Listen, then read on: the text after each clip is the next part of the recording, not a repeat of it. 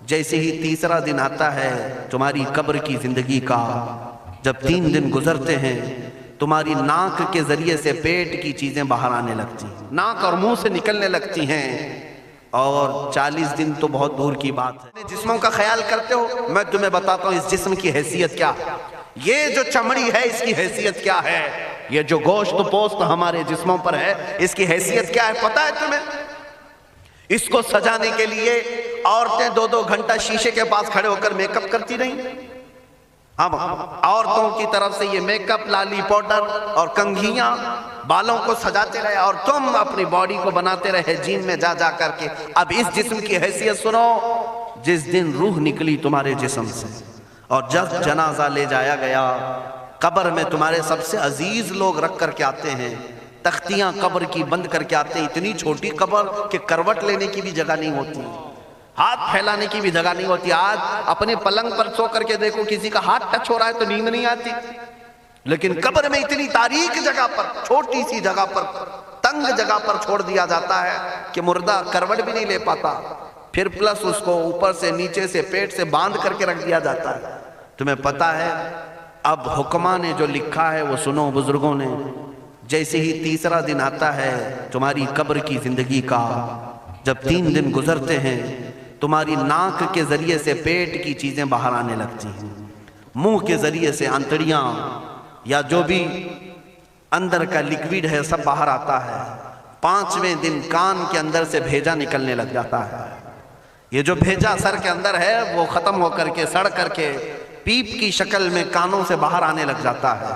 ناک اور منہ سے پیٹ کی چیزیں، کلیجہ، خون بن جاتا ہے، دیگر چیزیں سب کان اور ناک اور منہ سے نکلنے لگتی ہیں، اور 40 دن تو بہت دور کی بات ہے، 8ویں دن اس کا پیٹ پھٹ جاتا ہے، پیٹ پھولتے پھولتے پھٹ جاتا ہے، اور جیسی پیٹ پھٹتا ہے قبر میں کیڑے پیدا کیے جاتے ہیں۔ تم 1000 کوشش کر لو لیکن وہ کیڑے اسی کے لیے پیدا ہی کیے جاتے ہیں، ان کی غذا ہے۔ وہ ناک سے نکلا ہوا گودا، منہ سے نکلا ہوا گودا کھانے کے لیے کیڑے جمع ہو جاتے ہیں، پورے جسم پر طاری ہو جاتے ہیں۔ پیٹ جب پھٹ جاتا ہے تو اتنی شدید تعفن والی بو آتی ہے کہ قبریں بند ہوتی ہیں، ورنہ کئی لوگ صرف بو سے بیمار ہو جاتے ہیں، کئی لوگ۔ اور یہی ہمارے جسم کی حیثیت ہے، یہی ہمارے جسم کی حقیقت ہے۔ اور چند دن گزر جاتے ہیں کہ اس کی آنکھوں کی پتلیاں لٹک کر کے باہر نکلتی ہیں، اس کی آنکھوں کی پتلیاں باہر آ جاتی ہیں اور گڑے پڑ جاتے ہیں۔ اب جو جسم کے اوپر موجود گوشت ہے اس کو چونٹیاں، مکوڑے اور کیڑے کھانے لگ جاتے ہیں، کھاتے کھاتے 2-3 مہینے کے اندر اس کو صرف اور صرف ڈھانچے کی شکل چھوڑ دی جاتی ہے، ہڈیاں باقی رکھی جاتی ہیں۔ جن بالوں میں تم کنگھیاں کرتے ہیں ان بالوں کی جڑوں میں پیپ پیدا کیا جاتا ہے، ہر بال کی جڑ پیپ بہاتی ہے۔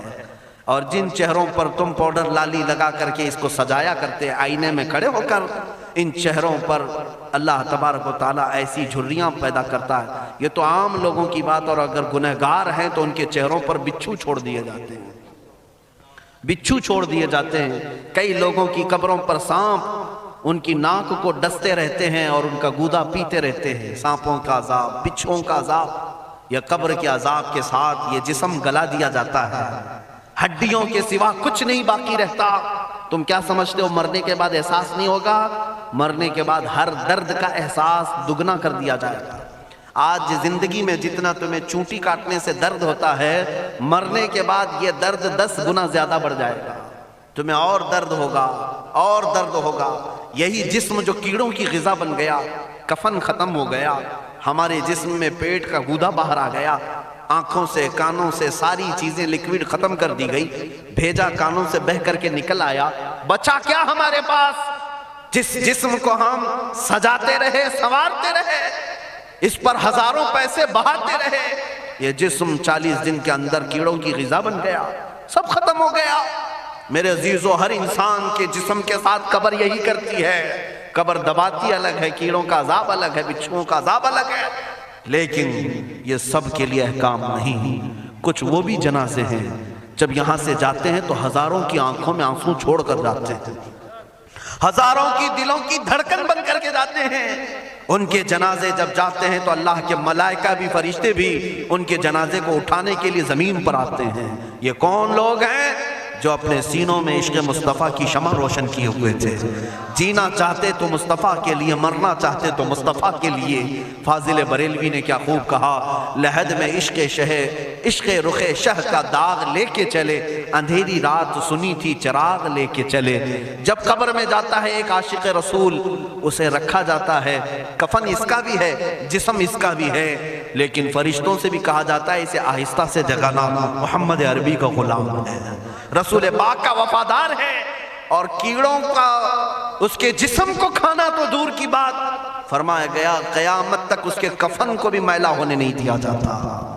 نہ تمہاری آنکھ سے، نہ تمہارے ناک سے، نہ تمہارے چہرے سے کوئی گودا باہر آتا ہے، کچھ نہیں میرے عزیزو. جسم تر و تازہ سلامت رکھا جاتا ہے. 1000 سال کیا 10,000 سال گزر جائیں، حوادث زمانہ بھی آئیں، لیکن اس کی قبر میں اس کا جسم سلامت رکھا جاتا ہے. اب تمہارے ہاتھ میں فیصلہ ہے کون سا جسم بنانا چاہتے ہو، وہ جو کیڑوں کی غذا بن جائے، یا وہ جس پر فرشتے بھی اتر کر سلام بھیجیں. میں نے خود میرے مرشد گرامی کے جنازے میں حاضری تھی. حضور تاج الشریعہ بدر الطریقہ رحمت اللہ تعالی علیہ، جس مرد قلندر نے اپنی پوری زندگی عشق مصطفیٰ میں گزاری. آج تم نعرے لگاتے ہو تاج الشریعہ تاج الشریعہ، ان کے شب و روز دیکھے تھے کبھی؟ ان کی صبح اور شامیں دیکھی تھی کبھی؟ بہت پیر ہوں گے جو باہر پیر ہوں گے، اندر پیر ہوں گے، لیکن تاج الشریعہ کو میں نے اندر بھی دیکھا ہے، باہر بھی دیکھا ہے. آنکھیں بند بھی ہوتی، آنکھوں سے اگر کوئی چیز نظر بھی نہیں آ رہی ہوتی، تب بھی اتنا خیال ہوتا کہ کہیں سطر تو نہ کھل گیا ہو، کہیں پائجامہ اوپر تو نہیں ہو گیا ہو. سونے کے حالت کی بات کر رہا ہوں، کوئی نہ ہو تب بھی یہ خیال باقی رہتا. کون سا ایسا دن گزرتا جب وہ دلائل الخیرات نہیں پڑھ رہے ہوتے، قصیدہ بردہ شریف نہ پڑھ رہے ہوتے. ہزاروں سفر کی مصروفیات کے باوجود حضور پاک کی محبت کے نغمات میں کوئی کمی نہیں آئی. لیکن میں آج آپ کو ایک بات بتا دوں، جب انتقال ہوا وہ جمعہ کی شام تھی، اور ہمارے مردوں کو 6 گھنٹے 10 گھنٹے میں ہم کو قبرستان سپرد کرنا پڑتا ہے. 12 گھنٹے رکھ دیں تب بھی فریج منگوانا پڑ جاتا ہے، اس کے بعد قبرستان کے حوالے کر دیں. میرے مرشد گرامی کے انتقال کے بعد 48 گھنٹے رکھے گئے تھے، 48 گھنٹے رکھے گئے، اور اس کے بعد جنازہ پاک کو غسل دے کر لایا گیا. یہ فقیر قادری جنازے کی گاڑی میں شریک رہا، حضرت کے قدم پکڑ کر کے میں قبر تک رہا. میں آپ کو صرف اس لیے یہ بات عرض کر رہا ہوں کہ جب گاڑی جنازے کی چلتی تھی، میں نے زندگی میں بھی حضرت کے ہاتھ پکڑ کر کے ادھر ادھر چلائے. حضرت کے ساتھ جب جانا ہوتا تو بازوؤں کو ہم تھامے ہوتے، ہم کیا چلاتے، ہمیں وہ خود چلا رہے ہوتے، لیکن یہ ہم برکت کے لیے پکڑے ہوتے. جو نرم و ملائم جسم تھا، میں نے وفات کے بعد جنازے میں کھڑا ہو کر کے دیکھا، قدموں کو پکڑ کر نہ نرمی میں کمی آئی، نہ ملائم ہونے میں کوئی کمی تھی. اور جب گاڑی آگے چلتی تھی،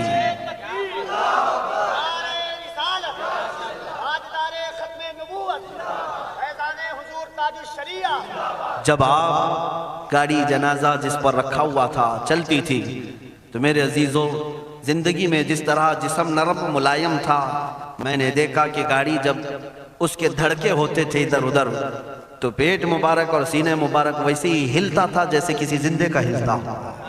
ہاتھ پر انگلی رکھے تو خون سرک جائے اور پھر اپنی جگہ پر آ جائے. یہ کوئی مبالغے کی بات نہیں کر رہا ہوں، یہ آنکھوں سے دیکھی ہوئی چیز ہے. اور قبر انور میں رکھنے کے بعد جب ان کے صاحبزادے اور داماد نکل کر کے آئے، تو تھوڑی دیر کے بعد ہم نے دیکھا کہ چہرہ خود بخود قبلے کی طرف تھا. ہم اپنے مردوں کو رکھواتے ہیں، لیکن اس عاشق رسول نے اپنا چہرہ پہلے سے قبلے کی طرف کر لیا. یہ کرامات کہیں یا زندگی کی حقیقت کہیں، حقیقی بات تو یہ ہے جو مصطفیٰ کی یاد میں جاتا ہے. اس نے کیا ہی خوب کہا شاعر کہ میرے جنازے پہ رونے والوں فریب میں ہو بغور دیکھو، میرے جنازے پہ رونے والوں فریب میں ہو بغور دیکھو، مرا نہیں ہوں غم نبی میں لباس ہستی بدل گیا. ہاں، مرا نہیں ہوں غم نبی میں لباس ہستی بدل گیا ہوں. ان عاشقوں کا حال یہی ہوتا ہے کہ یہ مر بھی جاتے ہیں، انتقال کر بھی جاتے ہیں، تو بس لباس بدلتا ہے، لیکن زندگی پہلے سے اور بلند ہوتی ہے. عزیزان گرامی تمہیں اسی بات پر میں لانا چاہتا ہوں، کون سی زندگی گزارنا چاہو گے؟ کون سی زندگی؟ یا عیاشوں کی، یا نچنیوں کی، یا مجرا کرنے والوں کی، ان ظالموں کی جو جہنم کی طرف تمہیں لے جانے کے لیے تیار بیٹھے ہیں؟ چند دنوں کی عیاشی ہے، تم گانے گا کر اچھل کود کر کے اپنے نفس کو تو راضی کر سکتے ہو، لیکن رب ذوالجلال کی رضا کبھی نہیں لے سکتے۔ آج تم دنیا میں فلموں کی زندگی جی کر کے تھوڑی دیر کی خوشی تو حاصل کر سکتے ہو، لیکن قبر کی راحت کبھی نہیں لا سکتے، قبر کا سکون کبھی نہیں لا سکتے۔ قبر میں اگر سکون چاہیے تو صرف ہمارے سینوں کو ادھر حوالے کرنا ہوگا، مصطفیٰ کریم کے حوالے کرو۔ اب اپنی زندگی کو بدلنے کا وقت آ گیا۔ اے میرے عزیزو، ناموس رسالت کی حفاظت یہی ہے کہ حضور کے اخلاق کی پہلے حفاظت کی جائے، حضور کی سنتوں کی حفاظت کی جائے، حضور پاک کے نام پاک کی حفاظت کی جائے، ان کی تعلیمات، ان کے احادیث کی حفاظت کی جائے۔ جس طرح صحابہ کرام نے اپنی جانیں قربان کر کے حضور کی عزت کی حفاظت کی ہے، آج وقت آیا ہے ان ظالموں کی طرف نہ دیکھنا، یہ بھونک بھونک کر کے تمہیں جگا رہے ہیں، بیدار کر رہے ہیں۔ میں جواب دیتا رہوں گا انشاءاللہ، لیکن ساتھ میں ان حادثات کو اپنے لیے ایک الگ انداز سے دیکھتا ہوں۔ اگر کوئی کتا کوفے میں بیٹھ کر بھونکتا ہے اور میرے نبی پاک کی عظمت پر حملے کرتا ہے تو درد تو ہوتا ہے، لیکن ساتھ میں عقیدہ بھی تو ہمارا یہ ہے، رہے گا یوں ہی ان کا چرچا رہے گا، رہے گا یوں ہی ان کا چرچا رہے گا، پڑے خاک ہو جائیں جل جانے والے۔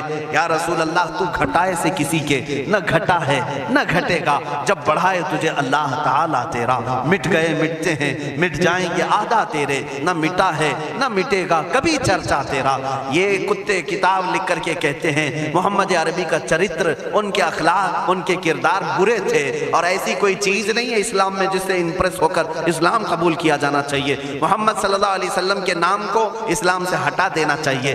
ان ظالموں کو میں جواب دینا چاہتا ہوں، اے مسلمانوں، یہ تمہیں جگانے کے لیے آ رہے ہیں، یہ تمہیں بیدار کرنا چاہ رہے ہیں۔ اب اٹھو اور یہ بتاؤ تم کہاں کہاں سے میرے نبی کو مٹاؤ گے، کہاں کہاں سے؟ ارے ہمارے گھروں میں بچوں کی ولادت بھی ہوتی ہے، کان میں اگر ہم اللہ کا نام لیتے ہیں تو ساتھ میں محمد کا بھی نام ہے۔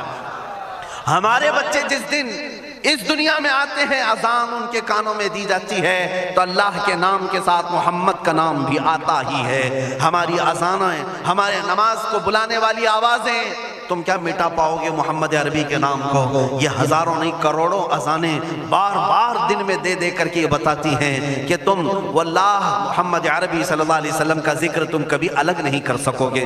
ذکر خدا جو ان سے جدا چاہو نجدی ہو، واللہ ذکر حق نہیں کنجی سقر کی ہے۔ حضور پاک کا نام کہاں سے ہٹاؤ گے؟ اذانوں سے ہٹاؤ گے، اقامت سے ہٹاؤ گے، نمازوں سے ہٹاؤ گے؟ بلکہ اقبال نے کیا ہی خوب کہا تھا، دشت میں دامن کوہسار میں میدان میں ہے۔ کہاں ہے یہ نام؟ دشت میں دامن کوہسار میں میدان میں محمد ہے، بحر میں موج کی آغوش میں طوفان میں محمد ہے، چین کے شہر مراکش کے بیابان میں محمد ہے، اور پوشیدہ ہر مسلمان کے ایمان میں محمد ہے۔ میں نے یہ تبدیل کر کے اسی لیے پڑھا ہے کہ ہر جگہ محمد ہے۔ رسول پاک صلی اللہ علیہ وسلم کو تم کہاں سے ہٹاؤ گے؟ ہمارے کروڑوں کی زندگیاں اس نام پاک پر قربان، اس نام پاک پر قربان۔ ان ظالموں کو یہ بات بتا دینا، اس نام پاک پر اللہ نے نقطہ تک نہیں رکھا ہے۔ محمد عربی صلی اللہ علیہ وسلم کے نام پاک پر نقطہ تک نہیں، عیب تو بہت دور کی بات ہے۔ اور مٹانے کی بات کرتے ہو، مٹانے کے لیے تم اس کا ایک لفظ تک نہیں مٹا پاؤ گے۔ محمد عربی اس عظیم ہستی کا نام ہے جس کی جڑیں تحت الثری میں ہیں، جس کی شاخیں اوج ثریا پر ہیں۔ حضور پاک صلی اللہ علیہ وسلم کو اللہ نے رفعنا لک ذکرک کہہ کر کے بلند فرما دیا ہے۔ کسی کے گھٹانے سے حضور کا نام کبھی نہیں گھٹے گا۔ ماشاءاللہ حضرت صاحب نے کتنی بات اچھی سمجھائی ہے بڑھیا موت کے بارے میں، اور میرے چینل کو سبسکرائب کریں اور ویڈیو کو لائک کریں۔